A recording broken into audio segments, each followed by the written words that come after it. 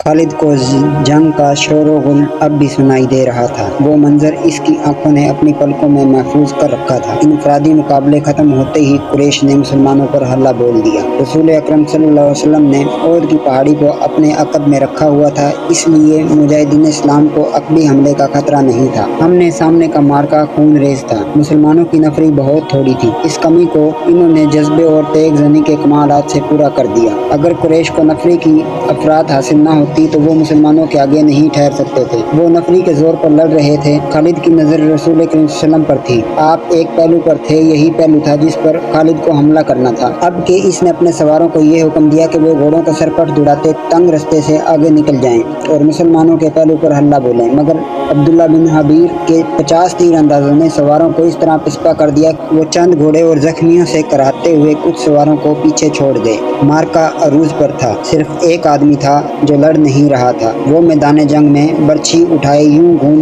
फिर रहा था जैसे किसी को ढूंढ रहा हो। वो वैसी बिन हर्ब था। वो हमजा को ढूंढ रहा था। हमजा को कत्ल करने के लिए इसके लिए दो इनाम थे। एक ये कि इसका आका इसे आज़ाद कर देगा और दूसरा अबू सुफियान की बीवी हिंदा के वो जेवरात जो इसने पहन रखे थे। इसे हमजा नजर आ गए। वो कुरैश के एक आदमी सबा बिन अब्दुल अजीज की तरफ बढ़ रहे थे।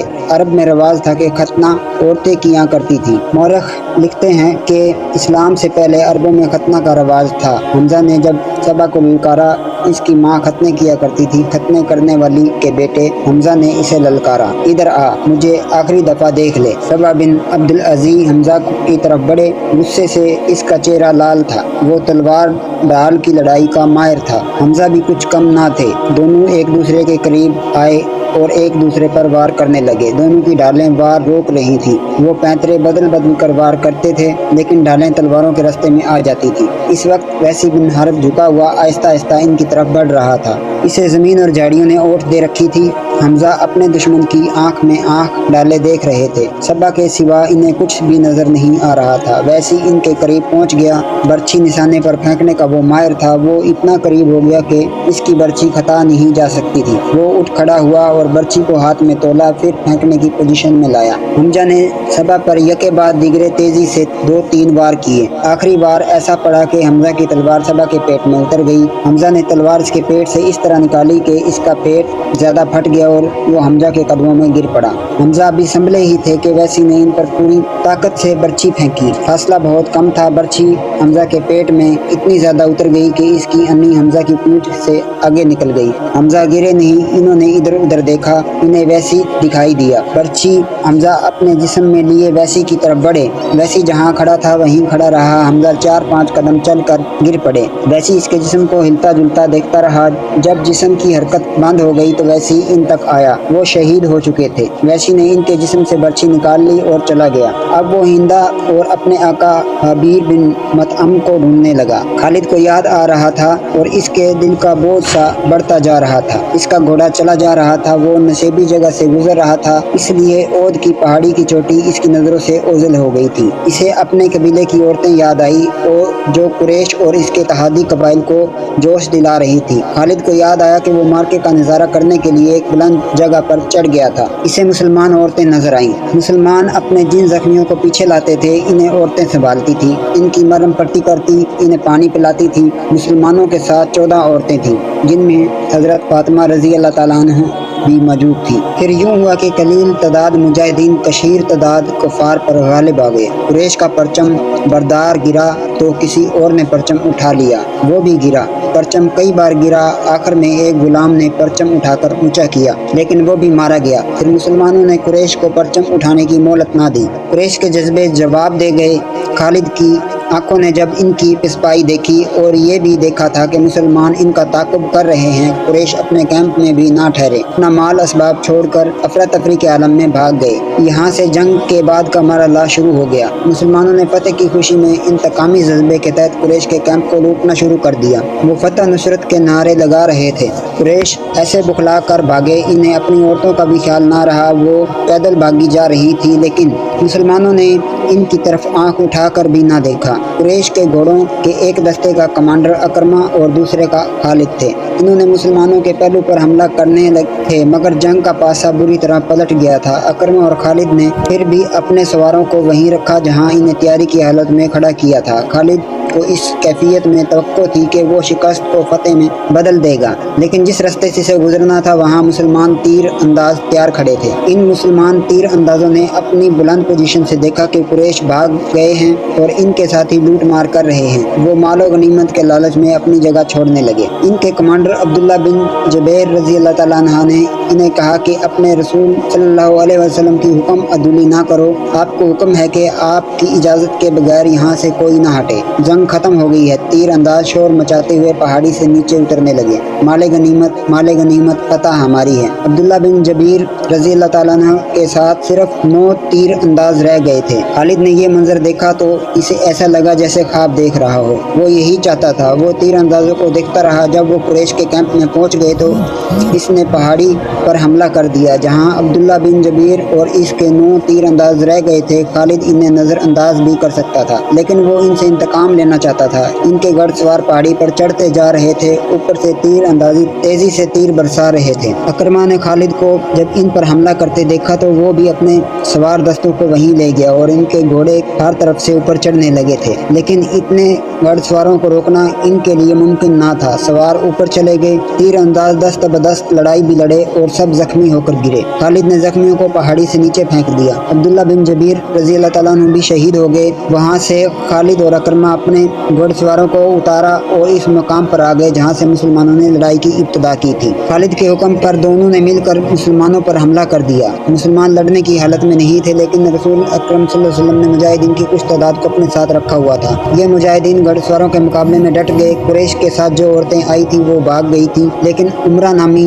एक औरत वहीं कहीं छुप गई थी। इसने जब कुरैश के घुड़सवारों को मुसलमानों पर हमला करते देखा तो इसे कुरैश का परचम जमीन पर पड़ा नजर आया। इस औरत ने परचम उठाकर ऊपर कर दिया। अबू सुफियान ने अपने भागते हुए प्यादों पर काबू पा लिया था। इसने इधर देखा तो अपना परचम लहराता नजर आया। इसने हिबल जिंदाबाद और अज़ा जिंदाबाद के नारे लगाए और प्यादों को वापस लाकर मुसलमानों को घेरे में ले लिया। खालिद को वो वक्त याद आ रहा था जब वो रसूल करीम को ढूंढ रहा था और आज 4 बरस बाद वो मदीने जा रहा था। इसके ज़हन में नबी करीम सल्लल्लाहु अलैहि वसल्लम का गलबा था। ओद की पहाड़ी उफक से उभरती आ रही थी। खालिद का घोड़ा खरामा चला जा रहा था। खालिद की ज़हनी कैफियत ऐसी होती जा रही थी जैसे इसे आगे जाने की कोई जल्दी ना हो, और कभी वो लगाम को यूं झटका देता जैसे इसे बहुत जल्दी पहुंचना हो। लेकिन वो जिस मंजिल को जा रहा था वो मंजिल अभी इस पर पूरी तरह वाज़ेह नहीं हुई थी। कभी इसे यूं लगता जैसे एक मकनातीसी कुव्वत है जो इसे आगे ही आगे खींचे जा रही है, और कभी वो महसूस करता जैसे कि अंदर से उठती हुई एक कुव्वत है जो इसे पीछे धकेल रही है। खालिद, इसे एक आवाज़ सुनाई दी जो इसके अंदर से उठती थी, लेकिन इसे हकीकी समझकर इसने घोड़े की बाग खींची और आगे पीछे देखा। वहाँ रेत के सिवा कुछ ना था, लेकिन आवाज़ आ रही थी। खालिद, क्या ये सच है? मैंने सुना है।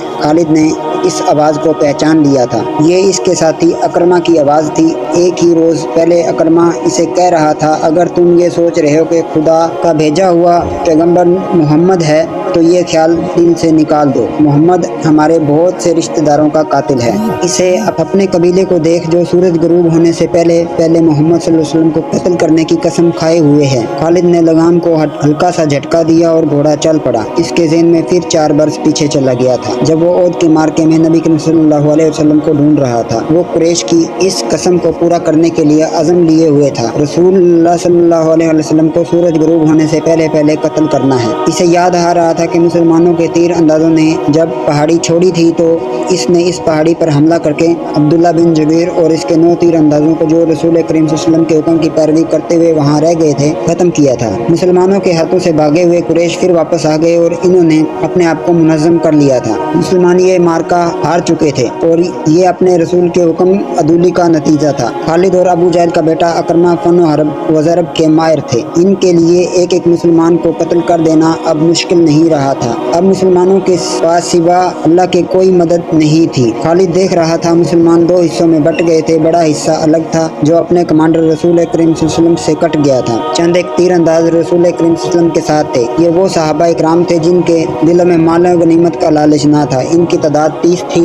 इनमें अबू दजाना, सईद बिन अबी वक्कास, हजरत अली, अब्दुल रहमान बिन औफ, हजरत अबू बकर, हजरत अबू अबैदा, तल्हा बिन अब्दुल्ला खास तौर पर काबिल जिक्र हैं। इन 14 खवातीन में से जो जख्मियों की देखभाल के लिए साथ आई थी, 2 रसूल करीम सल्लल्लाहु अलैहि वसल्लम के साथ थी। एक उम्मे अमारा और दूसरी उम्मे ऐमन नाम की एक हबशी खातून थी। उम्मे ऐमन रजी अल्लाह ताला अन्हा आपके बचपन में आप सल्लल्लाहु अलैहि वसल्लम की दाइया रह चुकी थी। बाकी 12 खवातीन अभी तक जख्मियों को उठाने, पीछे लाने और इनकी मरहम पट्टी करने में मसरूफ थी। खालिद रसूल करीम सल्लल्लाहु अलैहि वसल्लम को ढूंढ रहा था, लेकिन वो मैदान जंग में ज्यादा घूम फिर नहीं सकता था क्योंकि इसकी कमान में घुड़सवारों का एक जैश था जिसे इसने पूरी तरह अपने नज़्म नस्क में रखा हुआ था। वो अंधाधुंध हमलों का कायल नहीं था। इसका असूल था कि दुश्मन की ऐसी रग पर ज़रब लगाओ कि दूसरी ज़रब से पहले वो घुटने टेक दे। आज 4 बरस बाद जब वो तनहा शहरा में जा रहा था, इसके ज़हन में घोड़े दौड़ रहे थे। इसे तीर कमानों से जनाटे सुनाई दे रहे थे। इसके ज़हन में मुसलमानों के नारे गूंज रहे थे। इनका ख्याल था कि मुसलमान ये ज़हर करने के लिए नारे लगा रहे हैं कि इन्हें मौत का कोई डर नहीं। तंज और नफरत से अब भी इनके होंठों पर मुस्कुराहट आ गई। इसने इरादा कर लिया था कि वो ज्यादा से ज्यादा मुसलमानों को कत्ल कर देगा, कैदी कम ही बनाएगा। इसे अभी पता नहीं चल रहा था कि रसूल करीम सल्लल्लाहु अलैहि वसल्लम कहाँ हैं। इसने देखा कि अबू सुफियान जो भागते हुए कुरैश को साथ लेकर वापस आ गया था, मुसलमानों की फौज के बड़े हिस्से पर हमला आवर हो चुका था और मुसलमान बेजिगरी से लड़ रहे थे। मुसलमानों ने अपनी जिंदगी का आखिरी मार्का समझकर सजात और बेखौफी के ऐसे ऐसे मुजाहरे किए कि कसीर तादाद कुरैश परेशान हो गई। ये सूरत हाल देखकर खालिद आग बबूला हो गया। इसने अपने सवारों को मुसलमानों पर हल्ला बोल देने का हुक्म दिया। इसने तलवार न्याम में डाल ली और बर्ची हाथ में ले ली। इसने मुसलमानों पर अकब से हमला किया था। इसने इस बर्ची से मुसलमानों को चुन चुन कर मारा। इसकी बर्ची जब किसी मुसलमान के जिस्म में दाखिल होती तो वो चिल्ला कर कहता, मैं हूँ अबू सुलेमान। हर बर्ची के वार के साथ इसकी ललकार सुनाई देती, मैं हूँ अबू सुलेमान। आज 4 बरस बाद जब वो मुसलमानों के मरकज मदीने की तरफ जा रहा था तो अपनी ही ललकार सुनाई दे रही थी, मैं हूँ अबू सुलेमान। इसे याद नहीं आ रहा था कि इसकी बर्ची कितने मुसलमानों के जिस्म में उतरी थी। वो रसूलुल्लाह को भूल गया था। थोड़ी देर बाद इसे पता चला कि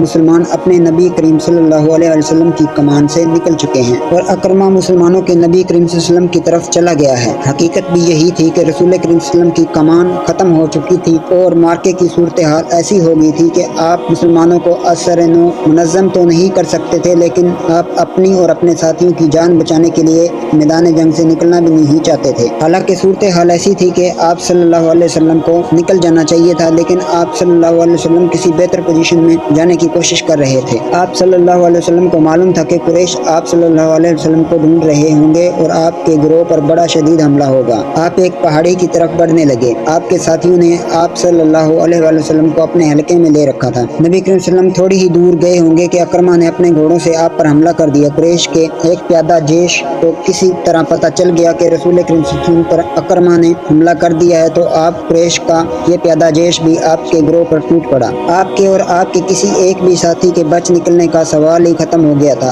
आपको 30 साथियों ने और इन 2 खवातीन ने जो आपके साथ थी, आप सल्लल्लाहु अलैहि वसल्लम के गिर्द गोश्त पोश्त की दीवार खड़ी कर दी थी। खालिद को याद आ गया था कि रसूल अल्लाह जिस्मानी ताकत के लिहाज से भी मशहूर थे। इसका सबसे बड़ा सबूत ये था कि आपने अरब के माने हुए पहलवान रखाना को 3 बार उठा कर पटका था। अब मैदान जंग में इनकी ताकत के एक और मुजाहरे का वक्त आ गया। गोश्त पोश्त की वो दीवार जो आपके फदाइन ने आपके इर्द गिर्द खड़ी कर दी थी, इसे आपने खुद तोड़ा। आपके हाथ में कमान थी, तिरकश में तीर भी थे। एक वक्त खालिद मुसलमानों के बड़े हिस्से में उलझा हुआ था। इसे बाद में बताया गया कि रसूल करीम सल्लल्लाहु अलैहि वसल्लम और उसके 30 साथी और 2 औरतें कुरैश के घड़सवारों और प्यादों के मुकाबले में जम गए थे। तो खालिद को बड़ी मुश्किल से यकीन आया था। इसने एक बार फिर कहा था कि ये ताकत जिस्मानी नहीं हो सकती, ये कोई और ही ताकत है। इस वक्त से एक सवाल इसे परेशान कर रहा था, क्या अकीदा ताकत बन सकता है? वो अपने कबीले में किसी से इस सवाल का जवाब नहीं दे सकता था क्योंकि ये फौरन इल्जाम आयद हो सकता था कि इस पर भी मोहम्मद का जादू असर कर गया है। आज यही वो सवाल अपने ज़हन में लिए मदीने की तरफ जा रहा था। ओद की पहाड़ी उफक से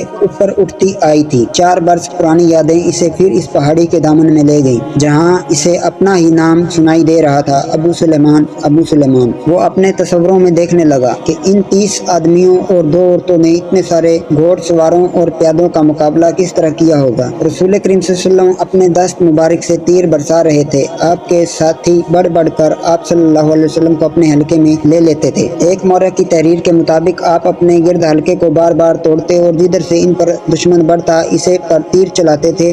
आपकी जिस्मानी ताकत आम इंसान से कहीं ज्यादा थी। आप कमान को इस कदर जोर से खींचते कि आपका छोड़ा हुआ तीर जिस जिस्म में लगता तीर की नोक इस जिस्म की दूसरी तरफ निकल जाती थी। आपने इस कदर तीर चलाए कि एक तीर चलाने के लिए आपने कमान को खींचा तो कमान टूट गई। आपने अपनी तरकश में बचे हुए तीर सईद बिन अबी वकास को दे दिए। सईद बिन अबी वकास के निशाने का कोई भी मुकाबला नहीं कर सकता था। खुद आप साद के निशाने को तस्लीम करते थे। इधर मुसलमान अबू सुफियान और खालिद के हाथों कट रहे थे और खून का आखिरी कतरा बह जाने तक उनका मुकाबला कर रहे थे। इधर आपके 30 फिदाइन और 2 खवातीन बेजिगरी का यह आलम था कि जैसे इनके जिस्म में इनकी रूहें लड़ रही हों। मशहूर मौरख लिखता है कि एक मुसलमान ने बायक वक्त 4-4, 5-5 कुरैश का मुकाबला किया। इनका अंदाज ऐसा दहशतनाक था कि कुरैश पीछे हट जाते थे या इन पर हमला करने वाला अकेला मुसलमान जख्मियों से चूर होकर गिर पड़ता था।